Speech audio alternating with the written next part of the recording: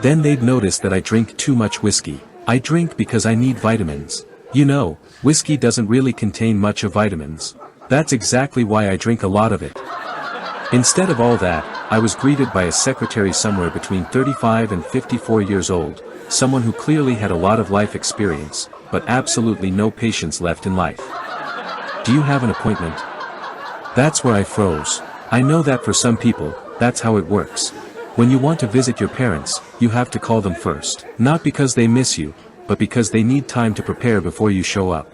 Because if you go unannounced, you might find out that your father is playing poker with the guy from the first floor, and your mother is having coffee with the neighbor from the fourth floor, who's supposedly on vacation in Hawaii, but her husband stayed home because he missed the flight. You really don't want to be welcomed by a parent with the line, "Son, sex without a smack on the ass is like a summer rain without a thunder." So I told the secretary, "Ma'am, I'm here looking for a family doctor." She told me the male doctor's list was full, but she could sign me up with the lady doctor. I said, "Perfect." Because we all know women are more sensitive, more loving, more attentive, right? At least that's what I learned from telenovelas. And from detergent commercials, where the woman smiles even if her husband stained his shirt for the fourth time in a row. "Wow, you stained your shirt again?"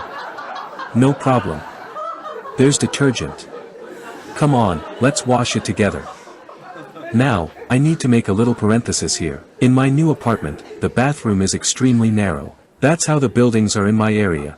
If you breathe in too deeply, you hit the tiles with your shoulders. And, you see, a woman who bends down to put a shirt in my washing machine, you never really know if she actually wants to wash your shirt.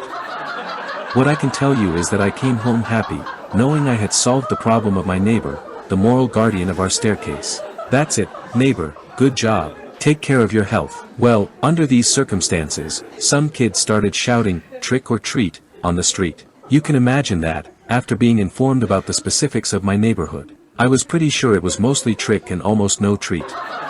So I didn't open the door. Not because I'm rude, but because I simply cannot keep sweets in the house.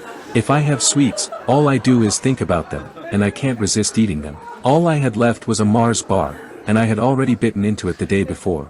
But since I'm not ignorant and I wanted to truly feel the holiday spirit, we all dressed up. The little ones dressed as minions, the cat dressed as a dog, the dog had a hat on, and I pulled my underwear over my jeans to be Superman. The surprise was my wife, who suddenly appeared dressed as a nurse. Now that is what a united family looks like. So I told her, "Don't you want to take a bite of my Mars bar?" And she replied, "Only if we do laundry afterwards."